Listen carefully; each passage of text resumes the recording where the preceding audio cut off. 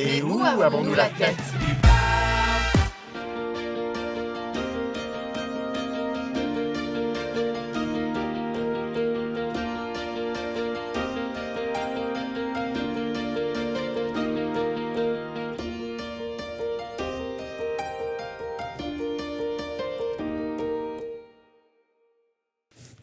Bonsoir à toutes et tous, pardon.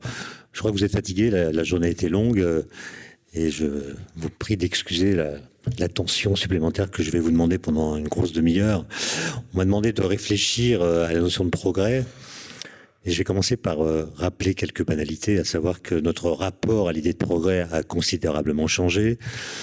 Pour l'illustrer d'une façon radicale, je rappellerai simplement la conclusion du discours que Lamartine, alors qu'il était député, il était à la Chambre, a prononcé après que des débats se soient tenus, après le premier grave accident de train qui s'est produit en France, sur la ligne Paris-Meudon, en 1848.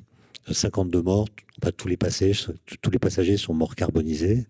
Et il y a eu un débat, pourquoi aller à Meudon en train, on peut y aller à cheval, c'est moins dangereux, ça va guère plus vite, etc. Et Lamartine, après avoir chanté l'idée de progrès, qu'il écrivait avec une majuscule, a terminé par ces mots, plaignons-les, il parlait des victimes, plaignons-nous, nous sommes en deuil, mais marchons.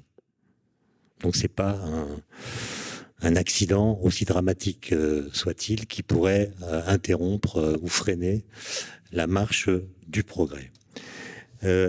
Alors je me suis demandé, mais qu'est-ce que c'est que le progrès? Enfin, comment est-ce qu'on le définit? Et j'ai fait un petit travail dans les dictionnaires qui sont chez moi. Je vais vous livrer quelques résultats que j'ai pu obtenir. J'ai commencé par le dictionnaire Robert de la langue française. Progrès signifie le développement d'un être ou d'une chose en bien. Ce qui suppose implicitement qu'on sache faire la différence entre le bien et le mal. Et à propos du verbe qui lui correspond, progresser, qui est un verbe qui à l'origine est spatial. Les armées progressent. Et l'idée du progrès, c'est que la progression peut se faire non seulement dans l'espace, mais aussi dans le temps. Et voici ce qu'écrit le dictionnaire Robert de la langue française. Progresser exprime le fait de se développer, d'évoluer le plus souvent en mieux. Donc déjà, on voit une petite nuance, le plus souvent en mieux. Et il y a la même prudence dans le vocabulaire technique et critique de la philosophie d'André Lalande. D'un côté, cette définition du progrès est nette, transformation graduelle du moins bien au mieux, soit dans un domaine limité, soit dans l'ensemble des choses. Donc le progrès peut être local, peut être plus général. Et dans un alinéa intitulé Critique, Lalande ajoute « Nous croyons devoir nous en tenir à la définition formelle qui est donnée ci-dessus, sans chercher une définition explicative résumant les caractères communs de tout ce dont la réalisation est communément considérée comme un progrès. » Genre, on ne va pas dans les détails. L'idée de progrès est une idée générale dont l'intensité obéit à des critères variables, dont la garantie est plus ou moins ferme et dont la portée est plus ou moins vaste. Mais il y a une sorte de point commun entre toutes les définitions du progrès que j'ai pu voir dans les dictionnaires, que je ne rappelle pas toutes, c'est qu'en fait, croire au progrès, finalement, c'est penser que le négatif est relatif. Autrement dit, ce qui ne va pas dans une entreprise, dans une société, dans un être, n'est pas condamné intrinsèquement, par essence, à ne pas aller. Autrement dit, le négatif peut être considéré comme le ferment du meilleur. C'est en travaillant sur le négatif qu'on peut le sortir de sa négativité. Et croire au progrès, c'est penser que cette opération est possible. Évidemment, ça suppose, comme je l'ai dit tout à l'heure, de distinguer le bien du mal, d'avoir une distinction nette. Et le seul fait de croire au progrès met la société en crise, directement, puisque ça l'invite à repérer ce qui, en son sein, ne va pas, et donc à la comparer à ce qu'elle pourrait être, et donc à la mettre en crise, puisqu'on va pouvoir dénoncer des situations dont on pense qu'elles pourront être améliorées de cette façon. Et comme l'exemple que j'ai donné le montre bien, nous sommes sortis de cette phase-là, qu'on appelait la modernité. Nous sommes entrés dans ce que d'aucuns appellent la postmodernité, difficile à définir. Moi, je dirais simplement que la postmodernité, c'est la modernité moins l'illusion. Voilà. C'est la modernité moins l'illusion. L'illusion dont il est ici question était celle de la possibilité d'un état final, définitif, où il n'y aurait plus rien à faire d'autre que de continuer de répéter sans avoir à déployer autant d'efforts que ce consentis pour parvenir à cet état. C'est l'idée qu'à terme, on n'aura plus qu'à entretenir la société telle qu'elle sera parvenue à être, sans faire autant d'efforts que ceux accomplis pour la rendre telle. Bon. Et vous verrez, je trouverai une citation tout à l'heure de Jean Perrin qui dit exactement ça. Or, nous constatons que le nombre de problèmes ne diminue pas, qu'il croît même à mesure que nous avançons, et avec un œil prophétique, on aurait pu remarquer ces ombres portées sur l'idée de progrès dès les débuts de l'ère industrielle, puisqu'elle s'y montrait déjà sous plusieurs formes. La postmodernité n'est donc peut-être pas si postmoderne que cela. Le premier indice qui pouvait être déjà remarqué était le fait qu'on pouvait, quand on identifiait trop directement le progrès au développement économique, voir que cela comportait des formes d'exploitation terribles pour les ouvriers. Il suffit de lire Marx ou Dickens. Il était également visible que l'environnement a subi lui aussi très rapidement des répercussions, puisque le développement progressif, à la fois productif et technologique, impliquait une pollution croissante des villes. Et donc ces deux phénomènes ont été repérés dès le début et auraient pu déjà porter une ombre sur l'idée de progrès. Alors je vais vous lire 3 petits textes qui montrent à quel point cette idée de progrès a été investie, parfois de façon complètement religieuse, ou au contraire critiquée, là aussi de façon presque religieuse. Le premier auteur que je voudrais citer, c'est Condorcet, qui écrit en mars 1794, donc très peu de temps avant de mourir, c'est la terreur. Il écrit son livre « Esquisse d'un tableau historique des progrès de l'esprit humain ». Et voilà ce qu'il écrit. « Il arrivera donc ce moment où le soleil n'éclairera plus sur la terre que des hommes libres et ne reconnaissant d'autre maître que leur raison, où les tyrans et les esclaves, les prêtres et leurs hypocrites instruments n'existeront plus que dans l'histoire et sur les théâtres, où l'on ne s'en occupera plus que pour plaindre leurs victimes et leurs dupes, pour s'entretenir par l'horreur de leurs excès dans une utile vigilance, pour savoir reconnaître et étouffer sous le poids de la raison les premiers germes de la superstition et de la tyrannie, si jamais ils osaient reparaître. » Bon, on voit bien que le plan n'a pas été complètement réalisé. Autre exemple, dans le sens inverse, Baudelaire. Baudelaire, 1855, dans sa critique d'art sur l'exposition universelle, où il prend l'exact contre-pied de la philosophie du progrès. Il est une erreur, dit-il, fort à la mode, de laquelle je veux me garder comme de l'enfer. Je veux parler de l'idée de progrès. Ce fanal obscur, invention du philosophisme actuel, breveté sans garantie de la nature ou de la divinité, cette lanterne moderne jette des ténèbres sur tous les objets de la connaissance. La liberté s'évanouit, le châtiment disparaît. Qui veut y voir clair dans l'histoire doit avant tout éteindre ce fanal perfide. Cette idée grotesque qui a fleuri sur le terrain pourri de la fatuité moderne a déchargé chacun de son devoir, délivré toute âme de sa responsabilité, dégagé la volonté de tous les liens que lui imposait l'amour du beau. Et les races amoindries, si cette navrante folie dure longtemps, s'endormiront sur l'oreiller de la fatalité dans le sommeil radoteur de la décrépitude. Cette infatuation est le diagnostic d'une décadence déjà trop visible.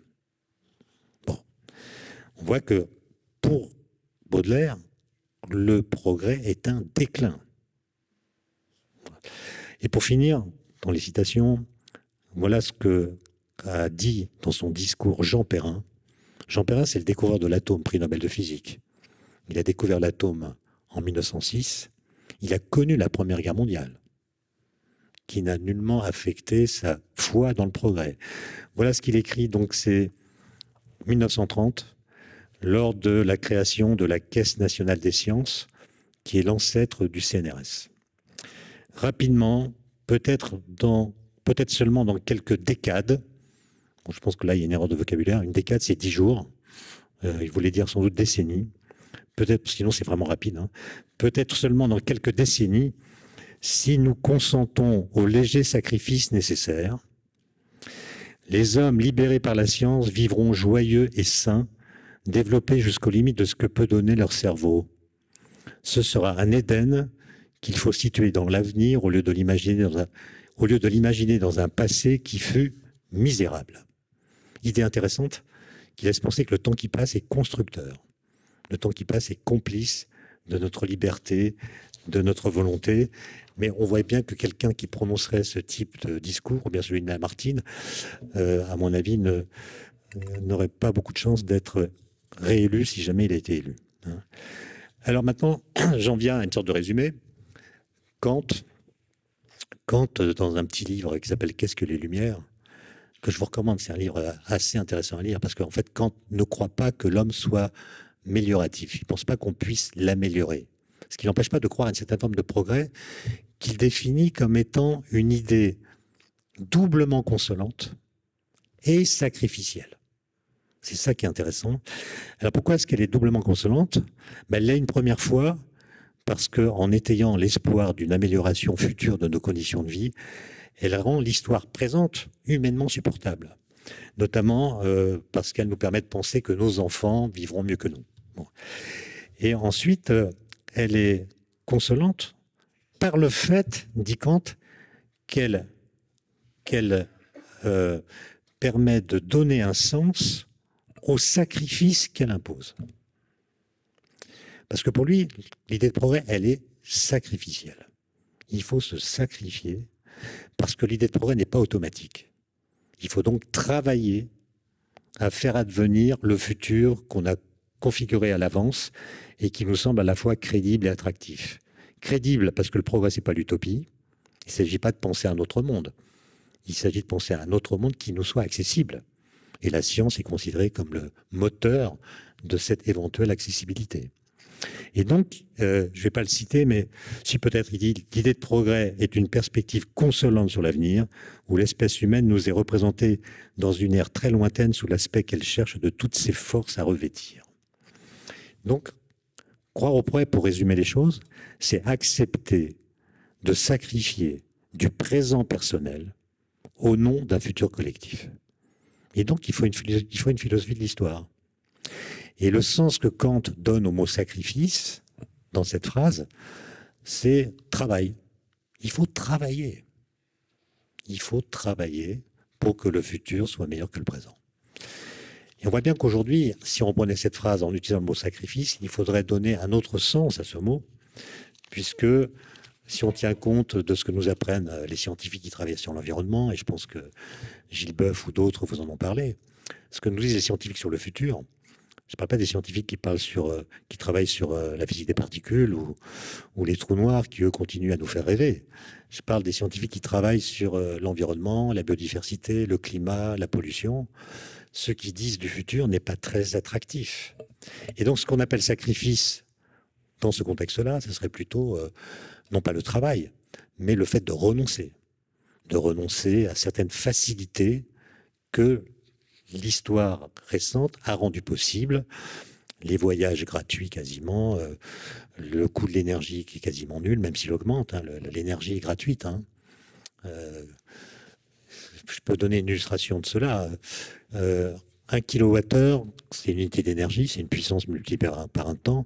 1 kWh, c'est en gros l'énergie que vous consommez pendant un repas. Donc en une journée, vous consommez 2,5 kWh d'énergie pour alimenter votre métabolisme. Alors maintenant, combien de kilowattheures y a-t-il dans un litre d'essence ? Réponse 7. Combien coûte un litre d'essence ? Entre 1,50 € et 2 €. Vous divisez par 7, ça vous donne le prix du kilowattheure à comparer au prix d'un repas. Combien coûte le kilowattheure électrique à la prise ? Je crois que c'est 13 centimes d'euros. C'est gratuit. D'accord ? Et donc, si on voulait tenir compte du fait que l'énergie, contrairement à ce qu'on peut penser, ne devrait pas être gratuite parce qu'elle n'est pas infinie, bien, le coût de l'énergie serait beaucoup plus élevé que son coût actuel. Et correspondrait à une situation qui serait sans doute impossible à vivre. Ce qui nous met d'ailleurs dans une conscience malheureuse. J'étais à un colloque ce matin à l'UNESCO sur les histoires de changement climatique. En fait, le problème, c'est que nous connaissons la solution du problème. Et ce que Hegel appelait une conscience malheureuse, c'est celle de quelqu'un qui connaît le problème, qu'il a identifié pour ce qu'il est, qui a identifié la solution, qui sait en quoi elle consiste, mais cette solution étant considérée comme impossible, eh bien, il a la conscience malheureuse de ne pas pouvoir résoudre le problème dont pourtant il connaît la solution. Et il se peut qu'on soit un peu dans ce critère. Et en fait, j'ai parlé du progrès là, mais quand on fait, je l'ai fait avec un collègue qui s'appelle Gérald Bronner, avec des logiciels, on peut compter l'occurrence des mots dans les discours publics. Et ce qu'on voit, c'est que le mot progrès qui a été écrit pendant 3 siècles avec une majuscule a perdu sa majuscule après la Deuxième Guerre mondiale. Et il a commencé à décliner pour ce qui est de la fréquence d'usage à la fin des années 1980. Moment où réapparaît dans la langue française et dans d'autres langues européennes d'ailleurs, un mot très ancien qui avait été abandonné et qui ressurgit là, qui est le mot innovation. L'innovation réapparaît à la fin des années 80. Moi, je l'ai vérifié auprès de mes camarades de promotion de l'école centrale. Dans le début des années 80, aucun de nos professeurs n'a parlé d'innovation. Ils parlaient de progrès, d'invention, de brevets, de découvertes, mais pas d'innovation. Aujourd'hui, c'est un mot omniprésent. Et le croisement entre la courbe du progrès qui descend et la courbe de l'innovation qui monte, en France, c'est fait en 2003. Et le mot progrès a complètement disparu pendant le quinquennat 2000.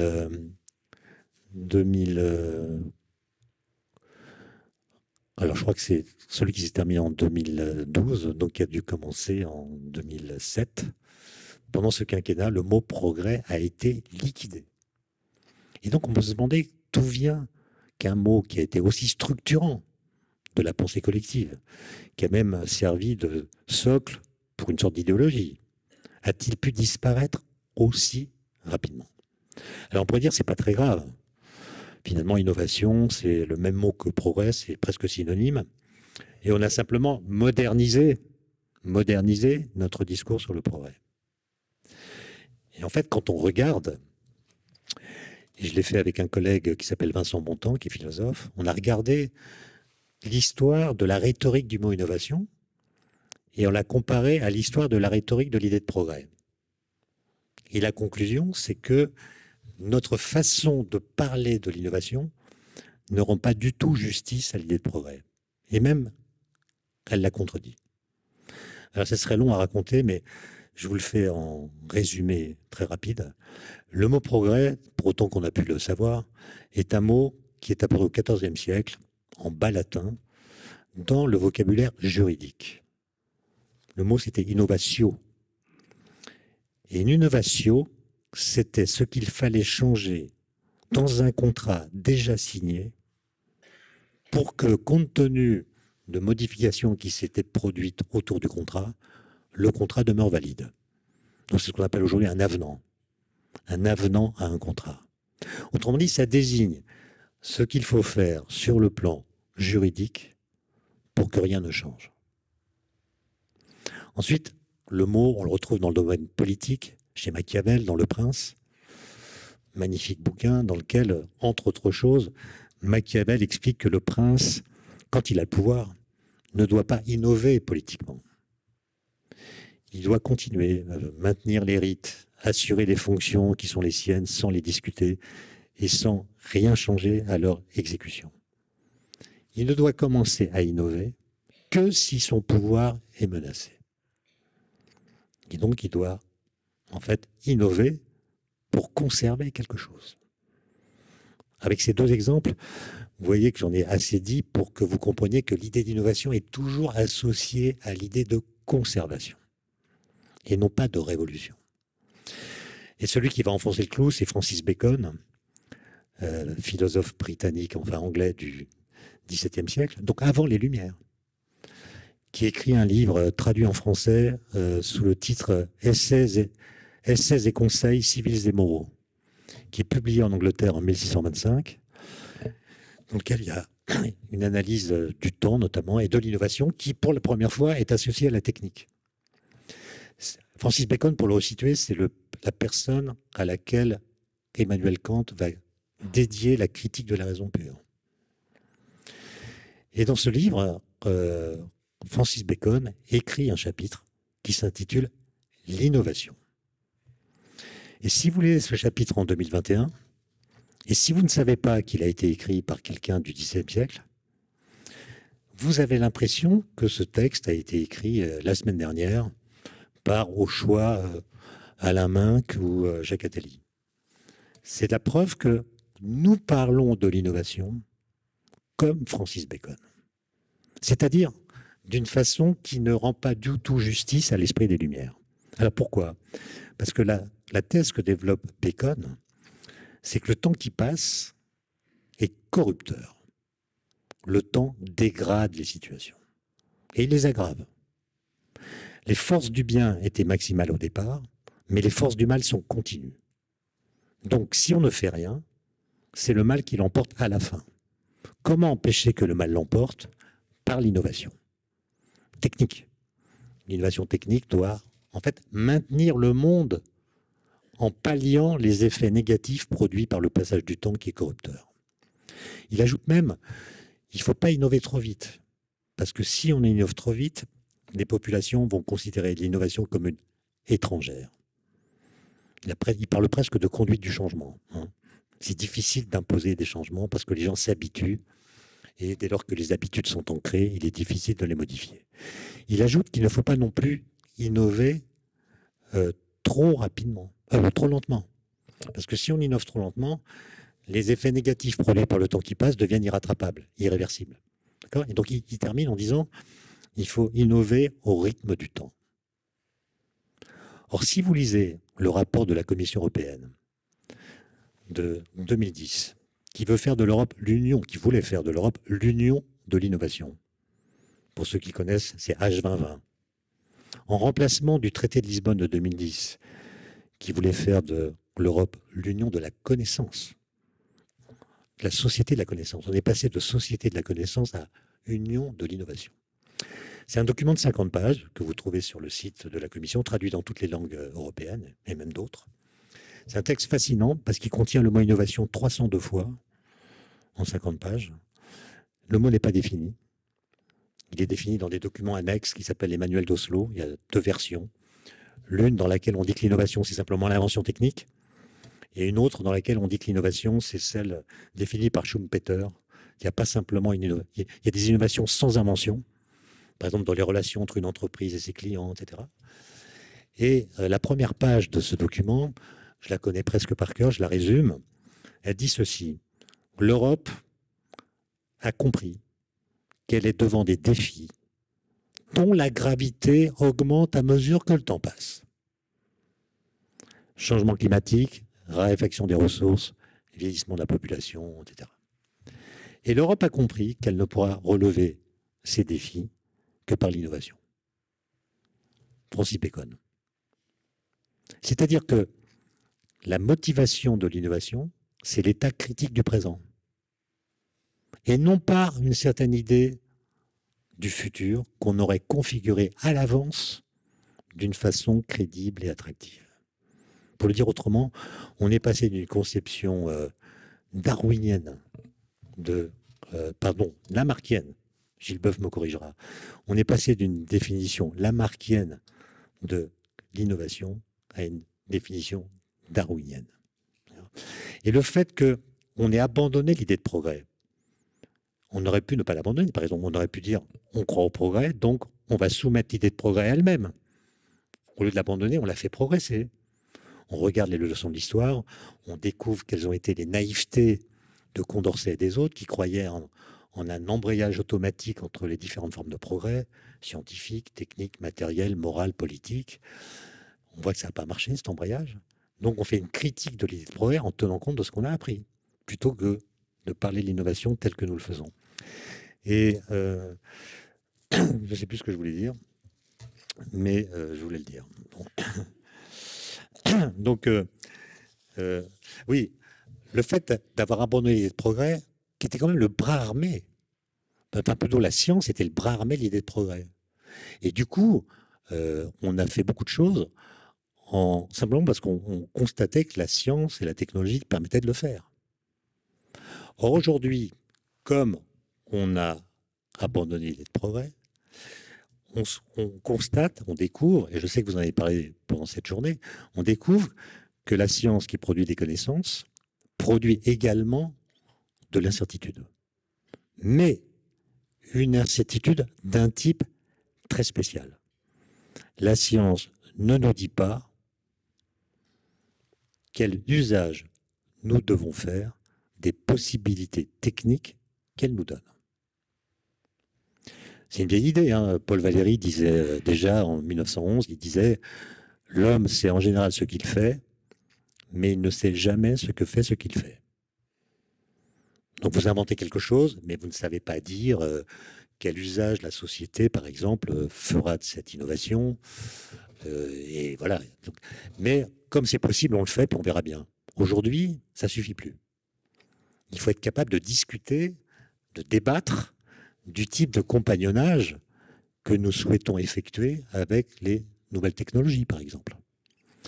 Et vous voyez bien que ces débats, qui sont légitimes, nécessaires en démocratie, on n'arrive pas à les organiser. Regardez ce qui se passe autour des OGM, de la 5G, du nucléaire, même des vaccins. On observe qu'il y a une sorte de décorrélation très forte entre la militance et la compétence. C'est comme si le fait d'avoir un avis tranché sur une technologie dédouanait de l'obligation de s'instruire sur ce à propos de quoi on a un avis tranché.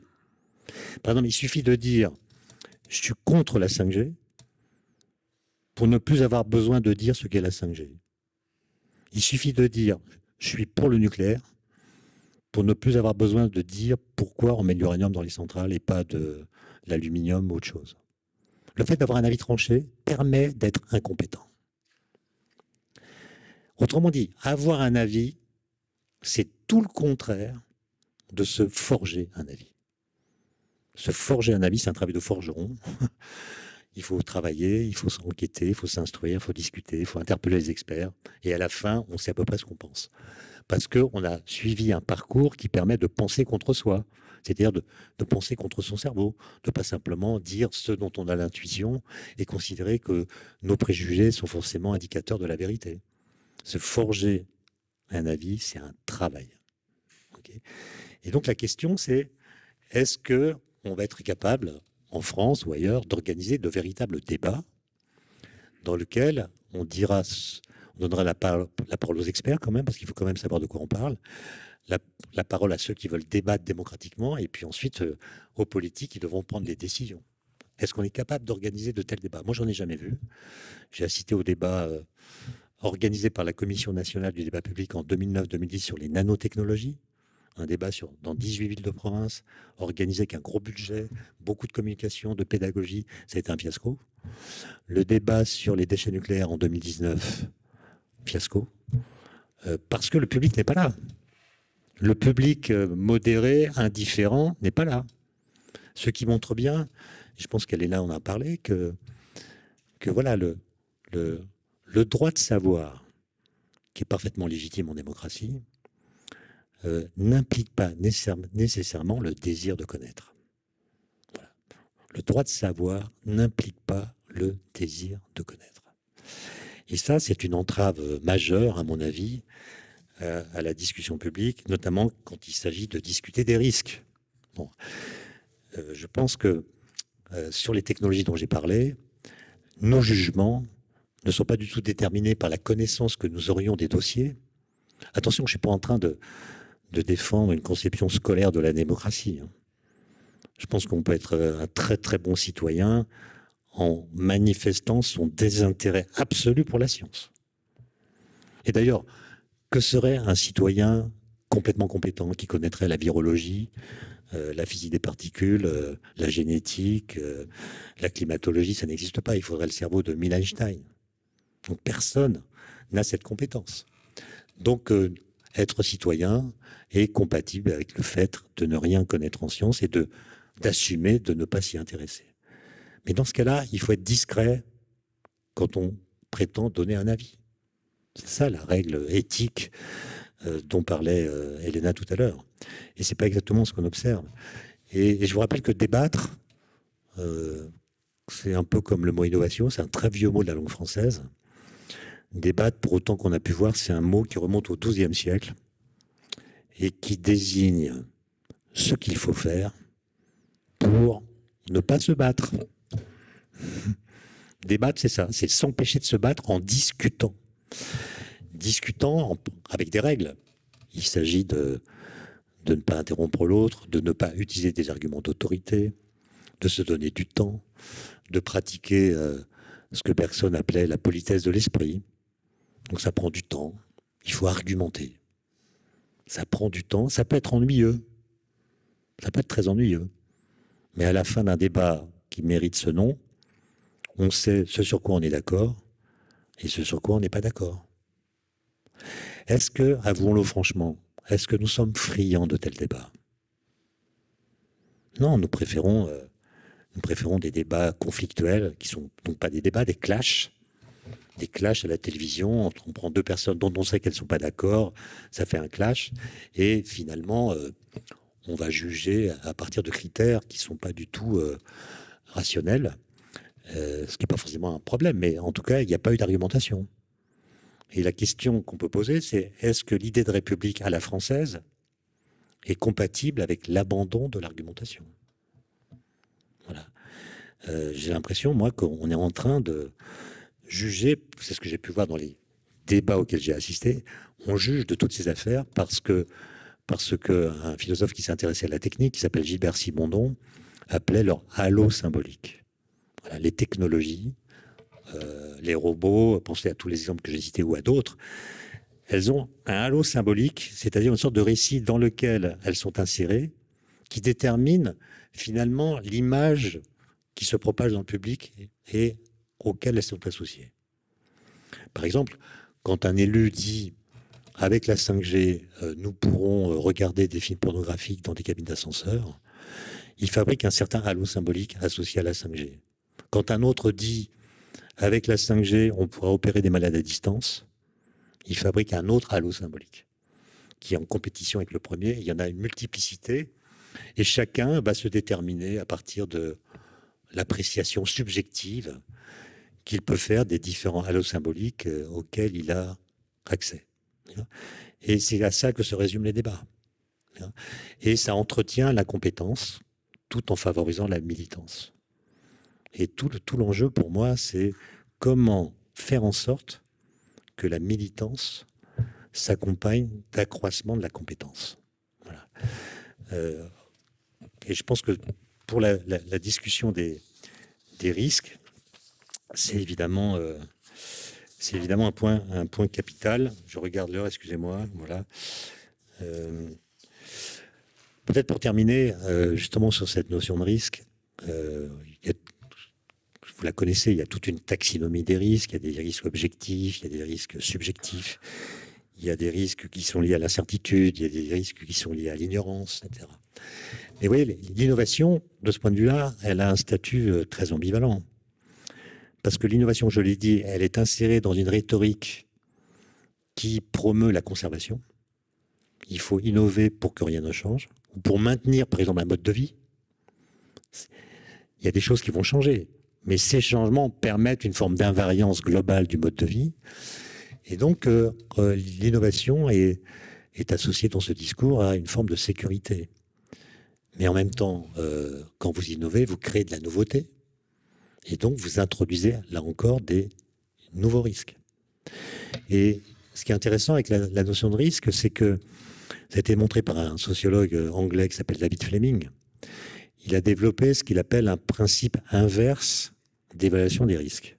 Il a montré que pour que nous considérions qu'un risque est un risque, il faut que nous soyons capables d'imaginer une mesure, une stratégie, une norme, un contrôle qui permettent de réduire ce risque. Autrement dit, pour qu'un risque soit un risque, il faut être capable d'imaginer pouvoir le réduire. Si on n'imagine pas de solution permettant de le réduire, ce risque n'est pas un risque, c'est une sorte de fatalité. C'est une sorte de donnée de la condition humaine. Je citais l'autre jour le nom d'un député que j'ai oublié, mais on m'a dit que dans les années 70, notamment en 1976, il y a eu 16 000 tués en France sur les routes. Et tout le monde trouvait ça normal parce que c'était le prix à payer pour la liberté de mouvement. Jusqu'au jour où un député, voilà, Premier ministre, Jacques Chaban-Delmas, a dit « Nous sommes en train d'assassiner la jeunesse de France ». Et là, c'était plus tolérable. Et du coup, on a inventé des mesures pour réduire la mortalité sur les routes. Ceinture de sécurité, rond-point, etc., limitation de vitesse. Parce qu'on savait comment faire pour réduire ce risque. Et enfin, ces risques qui sont liés à l'innovation inquiètent certains, avec des arguments parfois qui sont très difficiles à contrecarrer. Par exemple, en physique, il y a un argument très fort, épistémologique, qui est que l'absence de preuve n'est pas la preuve de l'absence. Par exemple, les physiciens des particules cherchent des particules de matière noire. Pour l'instant, on n'en a pas vu, on n'en a pas détecté. Ça ne prouve pas qu'il n'y en a pas à des masses tellement élevées qu'on ne peut pas les détecter. Donc l'absence de preuve n'est pas la preuve de l'absence. Vous voyez bien que sur les nouvelles technologies, pensez à la 5G, le fait que scientifiquement, on ne voit pas de preuve qu'il y a des effets négatifs sur la santé, va être utilisé par certains comme étant quelque chose qui ne prouve pas qu'il n'y a pas de risque. L'absence de preuve n'est pas la preuve de l'absence. Et ça mène à des débats qui sont évidemment sans fin. Et pour essayer de les limiter, on a inventé le fameux principe de précaution. Et vous voyez que le principe de précaution, moi je ne suis pas du tout spécialiste, hein, là je vous parle en tant que citoyen compétent, mais j'entends bien, pas besoin d'être spécialiste, j'entends bien que le principe de précaution, il est ambivalent. En fait, il en existe deux. Il y a le premier, le plus fondamental, qui est dans la Constitution, qui dit que quand il y a une incertitude à propos des effets de telle ou telle innovation, notamment dans le domaine médical, on doit faire des recherches pour limiter l'incertitude. Donc le principe des précautions dans ce sens-là est une invitation à travailler à augmenter les connaissances. Mais dans le domaine public ou médiatique, il est très souvent invoqué comme étant un principe qui vise à réduire non pas les risques, mais l'anxiété. L'anxiété. Il y a beaucoup de décisions juridiques qui tentent de prendre des arrêtés visant à réduire l'anxiété d'une partie de la population. Or, je n'ai pas besoin de donner d'exemples particuliers pour que vous compreniez que les stratégies qu'on mène pour réduire les risques ne sont en général pas du tout les mêmes que celles qu'on mène pour réduire l'anxiété. Et pour terminer, et puisque vous avez parlé de la science, la pédagogie, beaucoup de gens disent on ne parle pas assez de science dans les médias, il faudrait faire beaucoup plus de pédagogie. Et c'est vrai, je pense qu'on aurait pu profiter par exemple de la crise du Covid pour expliquer au journal de 20 heures de façon répétitive ce qu'est une exponentielle, ce qu'est un essai en double aveugle, ce qu'est un essai randomisé, pourquoi il ne faut pas confondre corrélation et causalité, pourquoi la théorie des probabilités est parfois contre-intuitive. On aurait pu faire des cours au journal de 20 heures. On ne l'a pas fait. Bon. Mais en fait, la science, elle est omniprésente dans les médias. Mais elle est présente d'une façon qui, au lieu de trancher les questions, rend perplexe. La science, qui normalement est là pour trancher des questions dont on pense qu'on a trouvé la bonne réponse, la science telle qu'elle est mise en scène crée de la perplexité puisque toutes les thèses cohabitent. Et vous n'avez pas le temps d'aller vérifier les sources, de vérifier que ce qui est présenté a une légitimité scientifique. Et donc, vous allez déclarer vraies les idées qui vous plaisent. Par exemple, et je terminerai là-dessus, en tant qu'alpiniste, j'essaie de ne pas boire trop de vin, parce que c'est pas très bon à haute dose. Mais en même temps, j'aime bien le vin rouge. Donc j'ai fait une enquête sur Internet pour essayer de savoir quelle est la quantité de vin qu'on peut prendre chaque jour ou à quel rythme sans que ça ait d'effet négatif sur la condition physique. Ben, j'ai trouvé absolument toutes les thèses. Et donc j'ai choisi de suivre celle qui me convient. Je vous remercie pour votre attention.